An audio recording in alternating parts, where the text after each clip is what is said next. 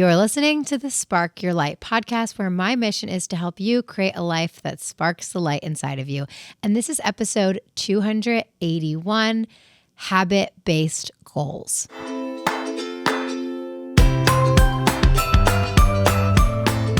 This episode is for you if there is a habit or multiple habits in your life where you would like to do them more, but upon reflection, you actually don't do them as frequently as you would like to do those things.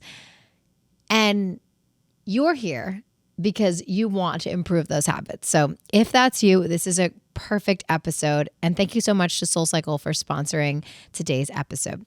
So for me, that habit was reading. Reading was something that I wanted to do more.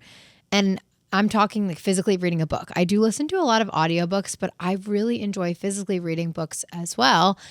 And I wanted to do it more. And in my head, it was something that I did. It's like we think we do it, but then when we look back, we're like, well, how long has it taken me to finish a book? Or when was the last time I went to the gym?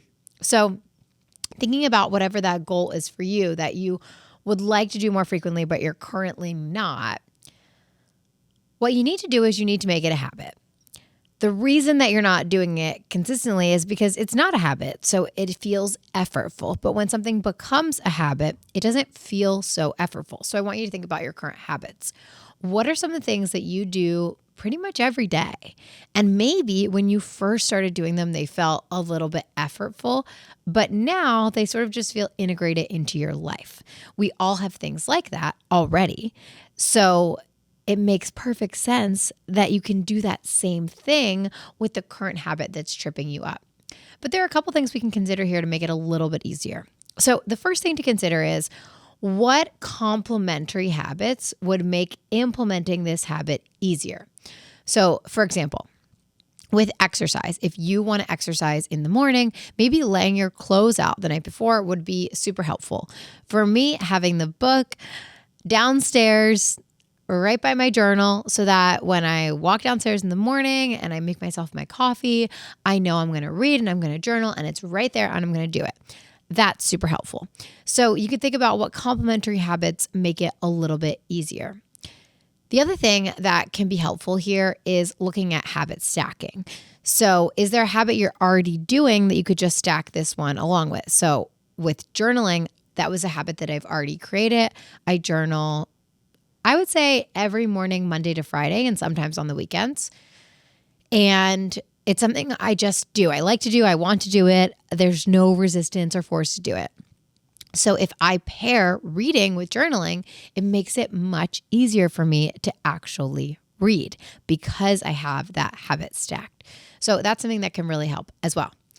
Now, as you're thinking about switching to habit-based goals instead of outcome-based goals, and this is something that I have talked about before, we get really caught up in outcome-based goals, but unfortunately, outcome-based goals can sometimes lead us to focus on the wrong things. Whereas if we set habit-based goals, then regardless of whether or not we hit that outcome, we're going to create better habits that ultimately in the long run lead us to better results. So for example, instead of setting the goal that you want to lose 5 pounds, the goal would be that I want to exercise consistently. That would be a much healthier goal to set, and it would be more aligned with your long-term vision of health. So same is true for, let's say, reading. So instead of saying I need to finish this book this month, I could instead say I want to read every day, Monday to Friday, in my morning routine. And even if I read 3 pages one day because I don't have as much time that morning, that's okay, because what you're building is consistency. The other thing here is you, with the consistency, are changing your identity, which is key to creating new habits. So the way you see yourself currently, the I am statement, as it relates to whatever this goal is potentially holding you back. So do you really see yourself as a reader? Or do you really see yourself as the kind of person who works out daily? if you don't yet see yourself that way, it makes sense that you're not yet doing that thing in your life, because that's how manifestation works, right? Our inside aligns with the outside. So as you think about building this identity, one of the best ways to build it is with extremely small but consistent action, because that's action that you can stick to. So for example, reading 3 pages a day would be really great for me to build the habit and start to see myself as a reader. And walking on the treadmill for 5 minutes a day would be a great way for you to potentially see yourself as someone who moves their body daily. And once you change the way you see yourself, everything changes, because this becomes automatic, unconscious. The way you see yourself creates your thoughts, and your thoughts create your actions. So by changing that identity, we start to change the actual results we see of whether or not we're consistent with the habit. So that's another great practice to help you stick with the thing. Ultimately, what I want you to take away from this episode is that if there's something that you want to be doing, but you're realizing you're not doing it consistently like you want to be doing it, you must form a habit. You can't wait for it to just seep through the cracks. Like there's going to be extra time to do this thing.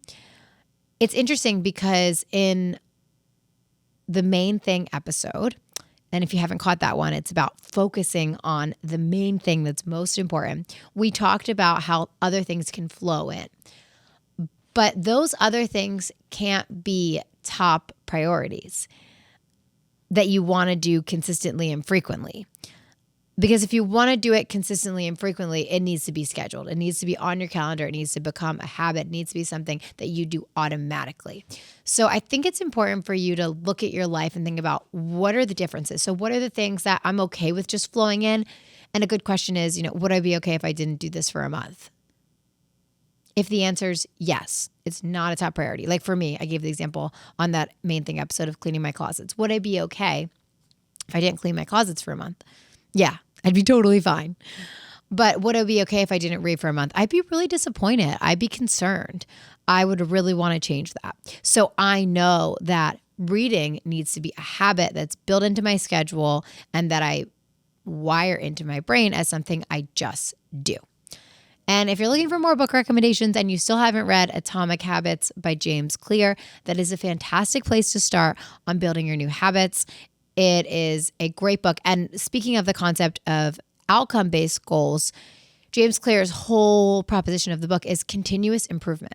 So instead of setting a goal that is very specific, that we're going to achieve X thing, it's better to just continuously be improving in an area. And the way we do that is through habits. So I love that piece of advice. I also love the concept that it only takes 10,000 hours to become an expert at something. So if there's something you really want to become good at, all you have to do is practice it for 10,000 hours and you'll be better than most people.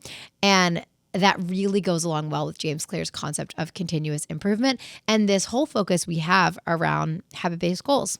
So I would love to hear what habits you are working on incorporating into your routine. I am committed to that morning reading and it has been going well so far. And I look forward to hearing about what habits you are committed to. Feel free to share with me. I'm rooting for you. Thank you so much for tuning in to today's episode, and I will catch you in the next episode.